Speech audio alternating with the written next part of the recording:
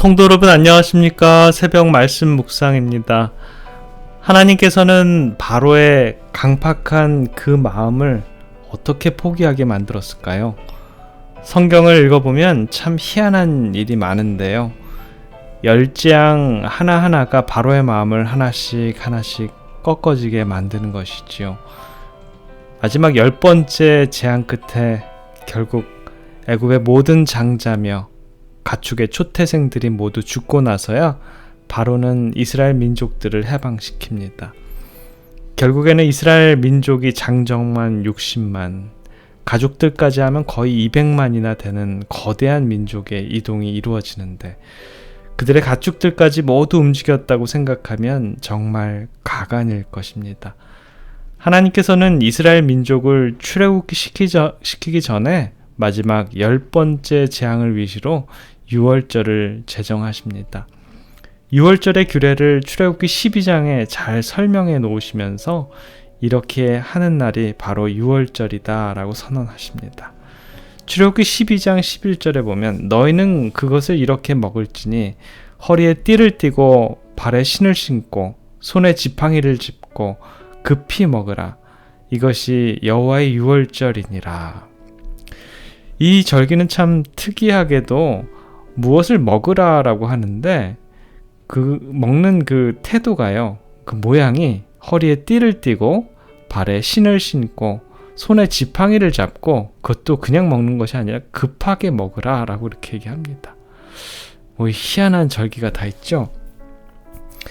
근데 왜 이렇게 먹어야 하냐라고 한다 그러면 아마도 이 6월절 그 절기를 바로 마치고 난 다음에 이스라엘 백성들이 아마 출애굽을 했기 때문에 허리에 띠를 띠고 발에 신을 신고 손에 손 지팡이를 짚고 그 음식을 먹으면서 빨리 탈출하는 그러한 절기였다라는 것입니다.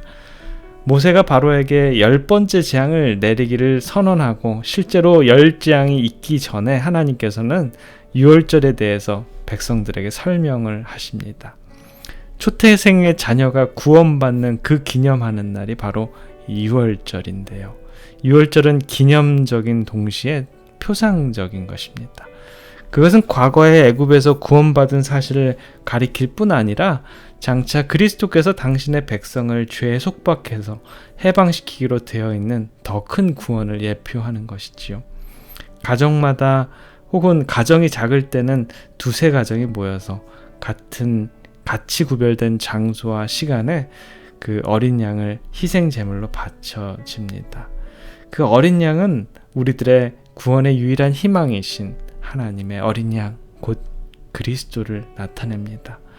사도 바울 선생님은 고린도전서 5장 7절에 우리의 유월절 양, 곧 그리스도께서 희생되셨느니라 라고 말씀하시면서 이 어린 양으로 표상된 구세주 곧 예수 그리스도를 표상적으로 나타내고 있는 것입니다.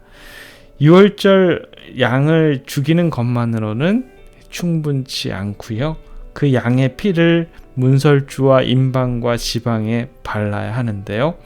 거기에 담겨있는 뜻은 어린 양의 피가 발라진 것처럼 그리스도의 보혈의 공로가 저와 여러분들의 마음밭에 뿌려지는 것, 그것이 바로 우리들의 구원을 상징한다라는 것입니다. 그분께서는 저와 여러분들을 위해서 십자가를 지셨고요. 우리들을 위해서 대신 돌아가셨습니다. 이 피를 뿌릴 때는 그냥 손으로 뿌리는 것이 아니라 어떤 특별한 이 식물이 있는데 우슬초를 사용했습니다. 우슬초는 이 정결함을 상징하고요. 우슬초가 성경에 사용된 용례는 문둥병자들과 또 죽은 사람을 만짐으로 부정케 된 사람들을 정결케 하는데 사용되었습니다. 시편 기자의 기도 가운데도 우슬초의 의미가 나타납니다. 시편 51편 7절에 보면 우슬초로 나를 정결케 하소서 내가 정하리니 나를 씻기소서 내가 눈보다 희리이다 라는 말씀이 있습니다. 유월절 어린 양으로 마련된 제물은 흠이 없는 1년 된 수양이어야 했고요. 그 어린 양은 그 뼈가 하나도 꺾이지 않고 온전하게 준비되어 했던 것처럼 우리를 위해서 죽으실 하나님의 어린 양의 뼈도 하나도 꺾이지 않아야 하였습니다. 그래서 니고데모가 십자가에서 예수님을 메시아로 인정한 것 중에 하나가 바로 예수님의 죽음이죠. 예수님의 만약에 뼈가 꺾어져서 돌아가셨다 그러면 그분은 메시아가 아니었다라는 것입니다. 왜냐하면 유월절에 어린 양은 흠이 없고 뼈가 꺾이지 않는 상태로 죽어야 됐기 때문입니다. 예수님의 그 죽는 모습을 보고 니고데모는 저분이 바로 메시아가 분명하다라는 것을 느끼게 됩니다. 왜냐하면 십자가의 다른 편 강도들은 다 뼈가 꺾어져서 죽었는데 예수님은 심장이 파열돼서 돌아가셨기 때문입니다. 이처럼 그리스도의 희생의 완전함이 표현되어 있는 것이죠. 이스라엘 백성들은 유월절을 지내면서 그 희생된 고기를 그날 먹었습니다. 그와 같이 예수께서 우리의 죄를 용서하신다는 것을 믿는 것으로 충분하지 않고요. 우리는 그분의 말씀을 통해서 믿음으로 말미암아 그분께로부터 영적인 능력과 영향을 끊임없이 매일매일 매 순간마다 공급을 받아야 합니다.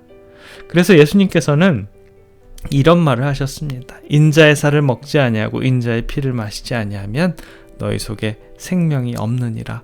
내 살을 먹고 내 피를 마시는 자는 영생을 가졌다라고요.